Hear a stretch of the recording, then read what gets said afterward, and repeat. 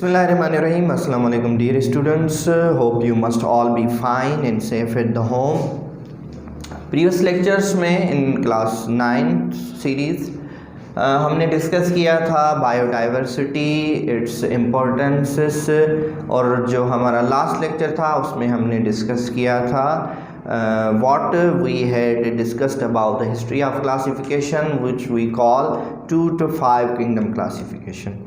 In today's lecture we are going to discuss about these 5 kingdoms, the organisms included in them and their general characteristics. So basically 5 kingdom classification जो है it was proposed by Robert Whittaker in 1969 and was improved by Margulis and Schwartz. Now, on what basis these 5 kingdoms were divided means basis of 5 kingdom classification. तो किस basis पे हमने organisms को जो है वो 5 किंगडम्स में डिवाइड किया है?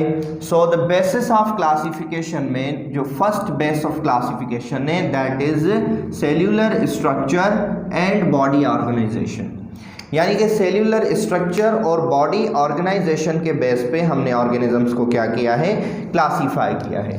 तो सेल्यूलर बेसिस और बॉडी ऑर्गेनाइजेशन के बेसिस पे हमें दो क्लास मिलते हैं ऑर्गेनिजम्स के, unicellular prokaryotes having single cell structure with unspecific nuclei और non membrane bound nuclei, and second was unicellular and multicellular eukaryotes.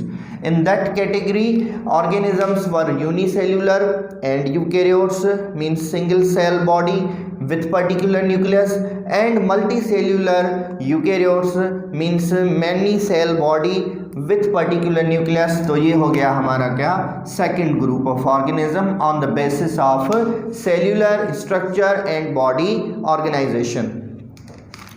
The third was second base of classification was mode of nutrition.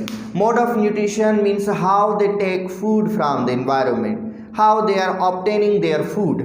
So on the basis of mode of nutrition organisms were classified as autotrophs and heterotrophs.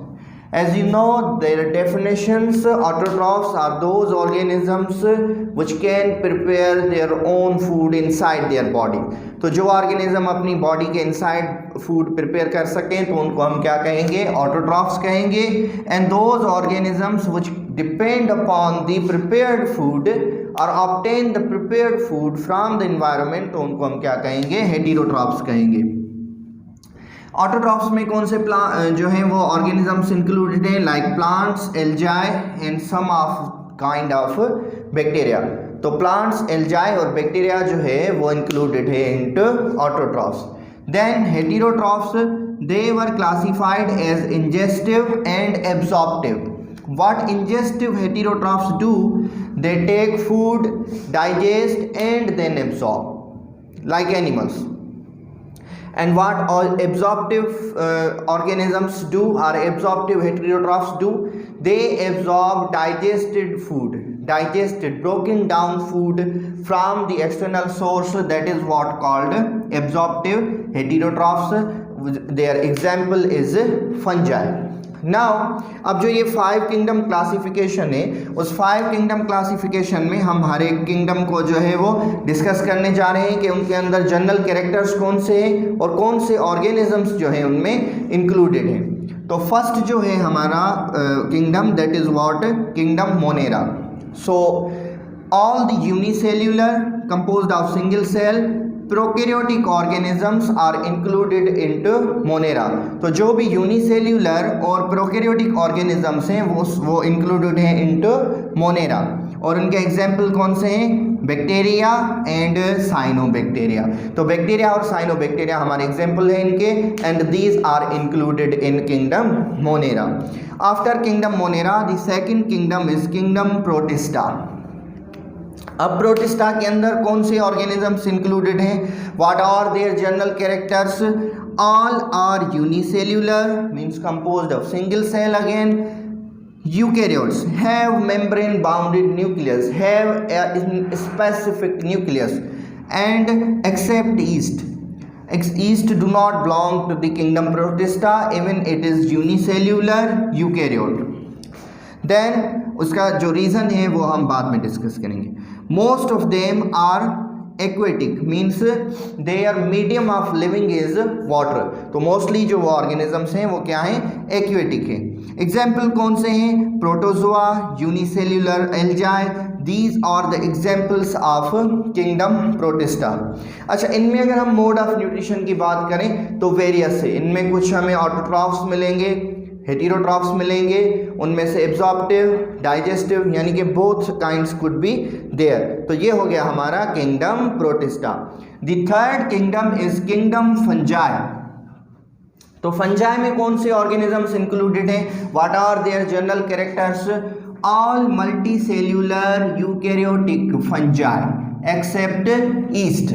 यानी कि इनके अंदर जो मौजूद organisms हैं वो सब क्या हैं, मल्टीसेल्यूलर हैं और यूकैरियोटिक हैं. They have a particular membrane bounded nucleus except yeast. Yeast जो है वो क्या है, किस बेस पे एक्सेप्शन है, मल्टीसेल्युलरिटी के बेस पे, क्योंकि ईस्ट जो है वो हमारी यूनिसेल्युलर है. क्या है बेटा, unicellular. So yeast is a unicellular but other organisms which belong to fungi are multicellular. That's why there is an exception of yeast. And the second character is they are absorptive heterotroph. I already explained to you कि absorptive heterotroph हम उन्हें कहते हैं जो कि digested broken food को क्या करते हैं, डायरेक्टली अपनी बॉडी सरफेस से एब्जॉर्ब कर लेते हैं, तो उनको हम क्या कहेंगे, absorptive heterotroph. After that non chlorophyllous. Non chlorophyllous हम किसे कहेंगे, do not have chlorophyll which help in doing photosynthesis. तो फोटोसाइंथेसिस में हेल्पिंग जो हमारा पिगमेंट है that is what chlorophyll. It is not present in kingdom fungi members. Okay. Cell wall is made up of chitin which is a complex carbohydrate. यानी कि इनके अंदर जो सेल वॉल है वो किसकी बनी होती है, काइटिन की बनी होती है. Chitin is a complex carbohydrate.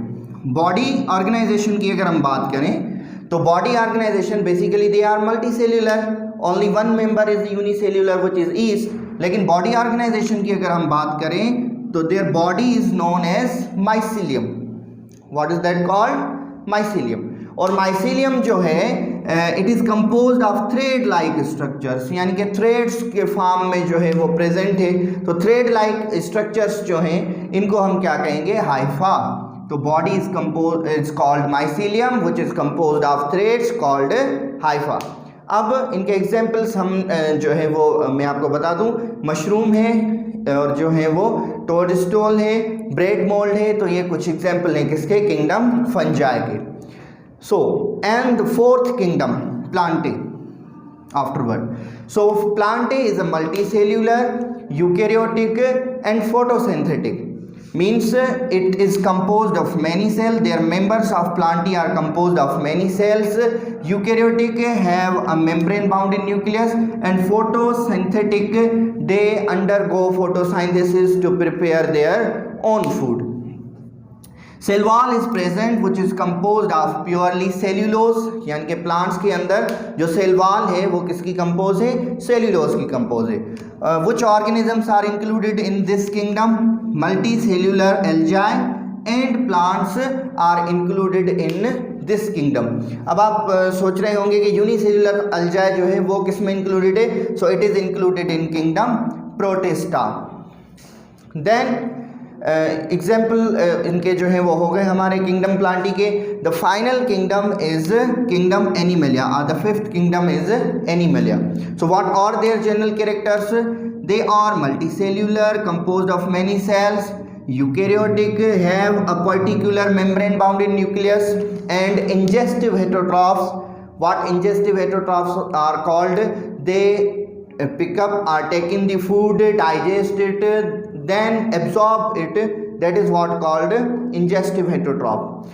Cell wall is absent in these organisms and include all the vertebrates and invertebrates. तो ये है बेटा 5 kingdom classification which was proposed by Whitaker and improved by Margulis and Schwartz. Hope you understood the lecture. इंशाल्लाह ताला next lecture में हम further जो है वो रिलेटेड थिंग्स पढ़ेंगे विद द बायोडाइवर्सिटी। अल्लाह हाफिज़।